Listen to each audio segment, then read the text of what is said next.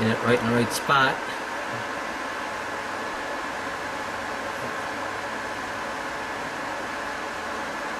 Looking about 116 degrees, 17.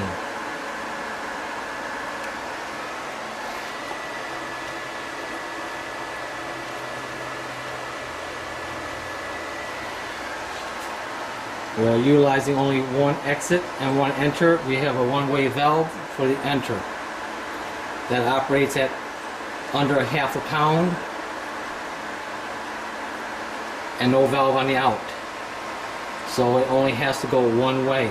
So as it's pressurizing the gas, it forces it out the output side on the top. Comes up, goes in, and dumps in the center. And then the gas comes out the edge of the container and into our bucket to measure.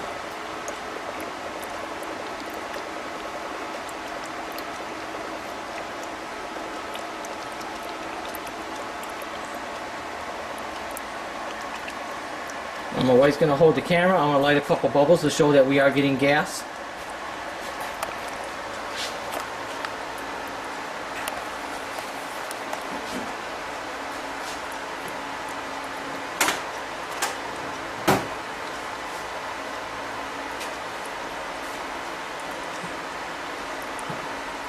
Couple stray ones.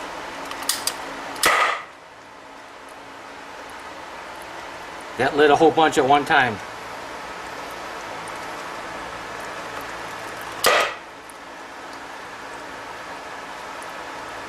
Not bad for a small little unit with a little bit of amps and decent production. If we add more HHO, we make more HHO gas. If we add more sodium hydroxide, that's not going to help the situation. Right now we're going to be using potassium.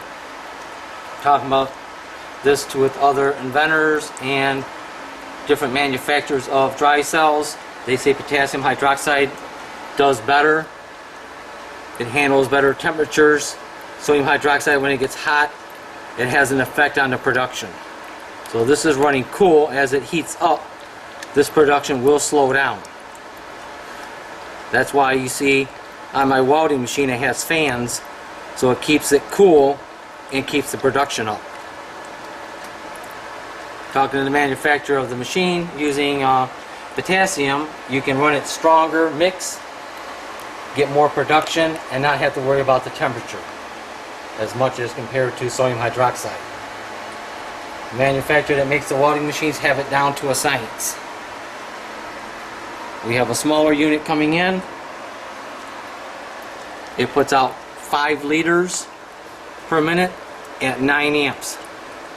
That works off of AC power that will be running through my inverter going on the car. So we're deciding between my homemade one and the professional one from the manufacturer.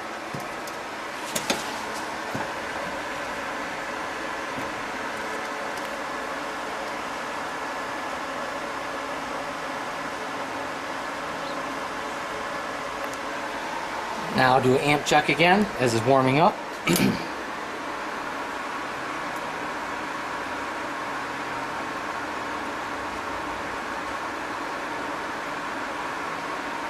It's stabilizing at 9, but as it warms up, it will keep dropping.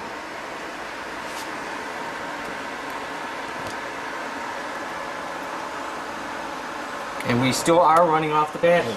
As we can see right here,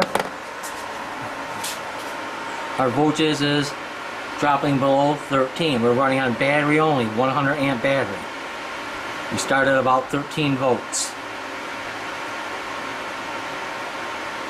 So if it can run on battery all this time, you can imagine running on your car, battery, and the alternator. It should be able to handle the production and the gas included. We have some other ideas that will improve this cell. We have a 3-inch hole, a seal, and we have a 1/2-inch hole for the exhaust and a 1/4-inch hole on each plate going across. Because we were told from other people, the bigger the hole, the more loss of energy that will leak across the cell. So you want to reduce the hole size as much as possible so you don't have a lot of bleed over with wide holes. The gas is going to be coming out no matter what. It's kind of like an air pressure hose. It's going to be forced out of the chamber. As it turns into gas, the gas goes out and the fluid will replenish it and fill it up and continue the cycle. We'll give you some more updates. This is the first step of my homemade setup. And this was all done homemade, scrap steel and cutting board. We are using cutting board and we're using regular steel on the outside of our setup. Hook this back up, fell off. We're using metal on the outside so we hold the structure of the nylon plastic, and we're using nylon bolts. You see a lot of dry cells using steel bolts, stainless steel. I feel with any metal crossing over with electrical field, you're passing electrical current and magnetic field across all the plates. So eliminate that and loss of energy. These nylon bolts can be boiled in a pan and they will not distort. So if it can handle boiling point in a pan of water, it should be able to handle the fuel cell you're making. So we decided to go with nylon all the way around it that compresses it and holds everything together tightly. We are running between each plate 4 millimeters in our gaskets. And these are neoprene gaskets. If anybody is looking for neoprene gaskets, I have a guy in my area that does custom cutting of gaskets of any size. So if you need something, send an email, send your configurations you want, and we can make you up some gaskets. This was made for me, and he had a die already made up. So if you're looking for a certain size, I can have it done for you.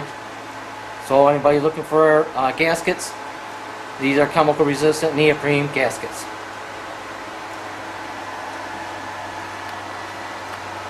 Thank you for watching.